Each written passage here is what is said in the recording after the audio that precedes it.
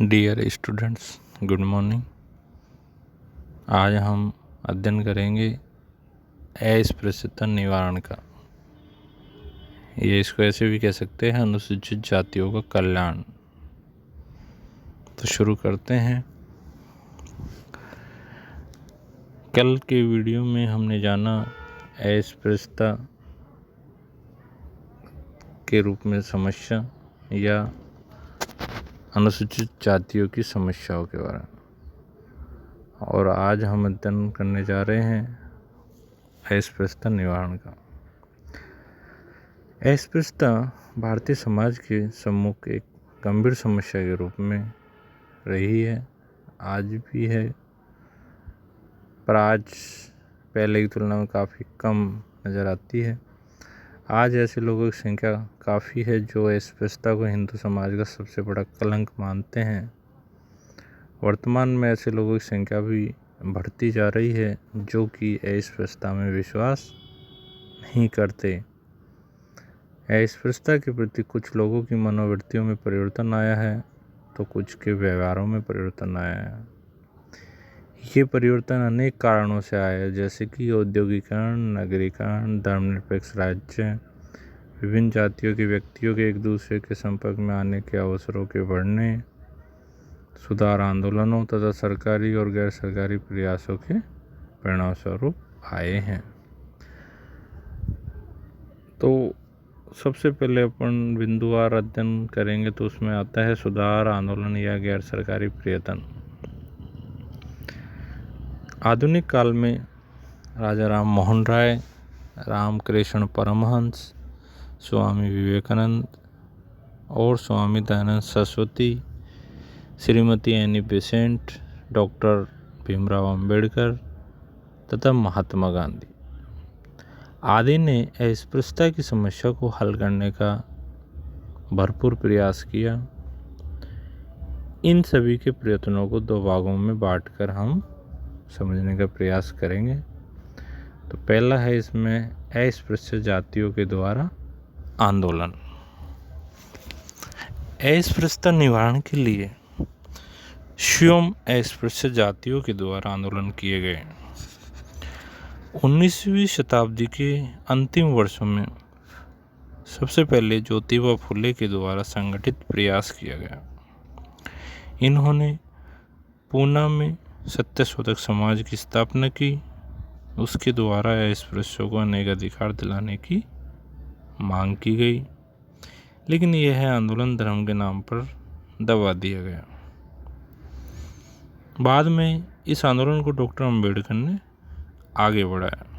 इन्होंने 1920 में अखिल भारतीय दलित वर्ग संघ एवं अखिल भारतीय दलित वर्ग फेडरेशन स्थापित किए। इन संगठनों के द्वारा अस्पृश्यों ने अपने धार्मिक एवं सामाजिक अधिकारों की मांग रखी। महात्मा गांधी के सहयोग से सन 1932 में हरिजन सेवक संघ की स्थापना की गई। इस संघ ने अस्पृश्यता निवारण, पिछड़े वर्गों को उन्नति के अवसर दिलाने, श्रम के महत्व को स्थापित करने तथा मानव के बीच समानता और बंधुत्व की भावना का प्रचार करने के लिए विशेष प्रयास किया। आज़ादी के बाद हरिजन सेवक संघ को सरकार की ओर से आर्थिक सहायता भी प्राप्त होने लगी और फिर यह संघ उन उच्च जातियों के विद्यार्थियों को छात्रवृत्ति देता है जो हरिजन छात्रों के साथ उनके छात्रावासों में रहते और उनके साथ ही भोजन करते थे। इसी में दूसरा जो बिंदु अपना रहेगा वो है सवर्ण हिंदुओं द्वारा आंदोलन। अस्पृश्यता विरोधी आंदोलन को चलाने में सवर्ण हिंदुओं का भी सक्रिय योगदान रहा है। ब्रह्म समाज, आर्य समाज तथा रामकृष्ण मिशन ने निम्न जातियों एवं हरिजनों की सामाजिक और आर्थिक निर्योग्यताओं को समाप्त करने के लिए काफ़ी प्रयास किए हैं। महात्मा गांधी ने हरिजनोद्धार की दृष्टि से अस्पृश्यता निवारण के लिए कार्य करने हेतु अनेक सुधार समितियों का निर्माण किया। ईश्वर शरण आश्रम इलाहाबाद ने अछूत बालकों की शिक्षा का विशेष प्रबंध किया।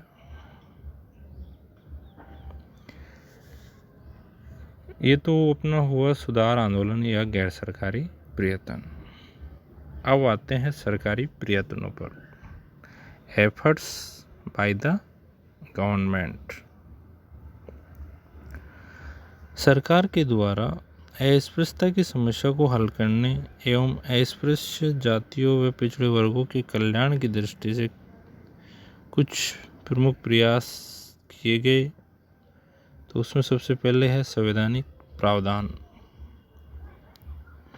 संविधान में अनेक ऐसे प्रावधान रखे गए जिनके द्वारा अस्पृश्यता निवारण तथा पिछड़े वर्गों के कल्याण की ओर विशेष रूप से ध्यान दिया गया। जैसे संविधान के अनुच्छेद 15(1) में कहा गया है कि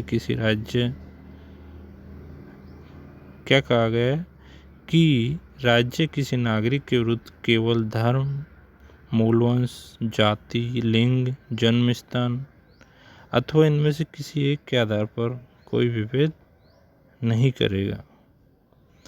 दुकानों, सार्वजनिक मनोरंजन के स्थानों में प्रवेश करने और साधारण जनता के उपयोग के लिए बने कुओं, तालाबों, स्नान घाटों, सड़कों आदि के प्रयोग से कोई भी किसी को नहीं रोकेगा। इसी प्रकार अनुच्छेद 17 है जो अस्पृश्यता का उल्लंघन करता है। अनुच्छेद 19 है। अनुच्छेद 25 है। अनुच्छेद 25 में हिंदुओं के सार्वजनिक धार्मिक स्थानों के द्वार सभी जातियों के लिए खोल देने की व्यवस्था की गई है। अनुच्छेद 29 है। अनुच्छेद 46 है। 46 में कहा गया है कि राज्य दुर्बलतर लोगों जिनमें अनुसूचित जातियाँ तथा आदिम जातियाँ आती है, इनके शैक्षणिक तथा आर्थिक हितों की रक्षा करेगा और सभी प्रकार के सामाजिक अन्याय एवं शोषण से उनको बचाएगा। इसके अलावा अनुच्छेद 335 है जिसमें रिजर्वेशन की बात की गई है, मतलब सेवाओं में, और अनुच्छेद 338 है जिसमें इनके लिए अलग से आयोग की स्थापना की गई है। दूसरा सरकारी प्रयासों के अंतर्गत आता है शिक्षा संबंधी सुविधाएं। अन्य लोगों के समान स्तर पर लाने और प्रगति के पथ पर आगे बढ़ने में सहायता करने के उद्देश्य से अनुसूचित जातियों और पिछड़े वर्गों के लोगों के लिए शिक्षा का विशेष प्रबंध किया गया। देश की सभी सरकारी शिक्षण संस्थाओं में अनुसूचित जातियों एवं आदिम जातियों के विद्यार्थियों के लिए निःशुल्क शिक्षा की व्यवस्था की गई। इन जातियों के विद्यार्थियों में शिक्षा का अधिक से अधिक प्रसार करने हेतु न केवल उन्हें निःशुल्क शिक्षा की सुविधा और छात्रवृत्ति यही दी गई, बल्कि उनके लिए मुफ्त पुस्तकों एवं अन्य आवश्यक वस्तुओं का प्रबंध भी किया गया। कई स्थानों पर तो उन्हें वस्त्र और भोजन भी स्कूल की ओर से दिए गए। फिर तीसरा सरकारी तरफ से आता है विधानमंडलों एवं पंचायतों में प्रतिनिधित्व। इसके बारे में तो वैसे आप भली बातें जानते ही होंगे कि विधानमंडलों और पंचायतों में अनुसूचित जातियों को एक विशेष आरक्षण दिया गया है। इनके लिए कुछ स्थान सुरक्षित रखे गए हैं। अगला सरकारी प्रयास है सरकारी नौकरियों में प्रतिनिधित्व। अस्पृश्य जातियों के लोगों को उच्च शिक्षा प्राप्त करने, अपनी आर्थिक स्थिति में सुधार करने तथा उच्च जाति के लोगों के संपर्क में आने को प्रोत्साहित करने के लिए सरकारी नौकरियों में स्थान सुरक्षित रखे गए हैं। सरकारी नौकरी प्राप्त करने की सुविधा प्रदान करने की दृष्टि से अनुसूचित जातियों के सदस्यों की आयु सीमा तथा योग्यता मानदंड में भी विशेष छूट की व्यवस्था की गई है। राज्य सरकारों के द्वारा भी इन लोगों के लिए नौकरियों में स्थान सुरक्षित रखने हेतु समय समय पर अनेक नियम बनाए गए हैं। अगला सरकारी प्रयास के अंतर्गत है राष्ट्रीय अनुसूचित जाति आयोग। 65वें संवैधानिक संशोधन अधिनियम 1990 द्वारा राष्ट्रीय अनुसूचित जाति एवं जनजाति आयोग का प्रावधान अनुच्छेद 338 के अंतर्गत किया गया। बाद में 19वें संवैधानिक संशोधन 2003 द्वारा अनुच्छेद 338 के प्रावधानों द्वारा राष्ट्रीय अनुसूचित जाति आयोग का गठन कर दिया गया। अतः अब अनुच्छेद 338 में उल्लिखित राष्ट्रीय अनुसूचित जाति एवं अनुसूचित जनजाति आयोग के स्थान पर राष्ट्रीय अनुसूचित जाति आयोग माना जाए। अगला जो सरकारी प्रयास है वो है आर्थिक उन्नति हेतु प्रयास। अनुसूचित जातियों के व्यक्तियों को आर्थिक उन्नति के अवसर प्रदान करने के लिए सरकार ने उन्हें विशेष सुविधा देने का प्रयास किया है। कृषि एवं उद्योगों के क्षेत्र में अस्पृश्यों को आगे बढ़ने का मौका दिया गया है। कृषि कार्यों में लगे हुए अनुसूचित जातियों में व्यक्तियों में से भूमिहीन मजदूरों के रूप में कार्य करने वाले अधिकांश लोगों को चौथी पंचवर्षीय योजना के अंतर्गत भूमि बांटी जा चुकी है। इन लोगों को शोषण से बचाने के लिए सरकारी समितियों की व्यवस्था भी की गई है। और आखिर में आते हैं अन्य कल्याण योजनाओं के अंतर्गत इन लोगों को स्वास्थ्य सुधार संबंधी और आवास संबंधी धनराशि दी गई है। इन लोगों को मकान बनाने के लिए बहुत कम ब्याज दर या ना के बराबर ब्याज दर पर पैसा उपलब्ध कराए गए हैं। इसके बाद आता है अस्पृश्यता निवारण एवं अनुसूचित जातियों के कल्याण हेतु सुझाव। यानी कि ऐसे कौन कौन से सुझाव है जिनके माध्यम से अस्पृश्यता का निवारण हो सकता है, या इसको ऐसे कह सकते हैं अनुसूचित जातियों का कल्याण हो सकेगा। तो अस्पृश्यता निवारण एवं पिछड़े वर्गों के कल्याण हेतु विभिन्न आयोगों एवं अध्ययन दलों ने समय समय पर अनेक सुझाव दिए। उसके सुझाव काफ़ी आदर्शात्मक है तथा उनमें व्यावहारिकता की कमी है। कुछ सुझावों का हम उल्लेख करेंगे तो सबसे पहले उसमें लेते हैं हृदय परिवर्तन। अस्पृश्यता की समस्या को हल करने और पिछड़े वर्गों के कल्याण हेतु यह जरूरी है कि अधिकांश हिंदुओं के हृदय परिवर्तित किए जाए। यदि समाज वैज्ञानिकों द्वारा उन परिस्थितियों का सही रूप में विश्लेषण किया जाए जिन्होंने अस्पृश्यता को प्रोत्साहित करने में योगदान दिया है, तो लोगों को अस्पृश्यता संबंधी भ्रांत धारणा से मुक्त किया जा सकता है। इस बात पर भी जोर दिया जा सकता है कि अस्पृश्यता का संबंध हिंदू धर्म के मौलिक ग्रंथों से नहीं है। यहाँ हमें इस बात को भी नहीं भूलना चाहिए कि केवल शोर मचाने से, नारे लगाने से इनकी समस्या को हल नहीं किया जा सकता। दूसरा जो सुझाव है वो है कानूनों को कठोरता से लागू करना। अस्पृश्यता निवारण से संबंधित कानूनों को दृढ़ता और ईमानदारी के साथ लागू करना बहुत जरूरी है। ग्रामीण क्षेत्रों में अनेक स्थानों पर आज भी अस्पृश्यता पाई जाती है।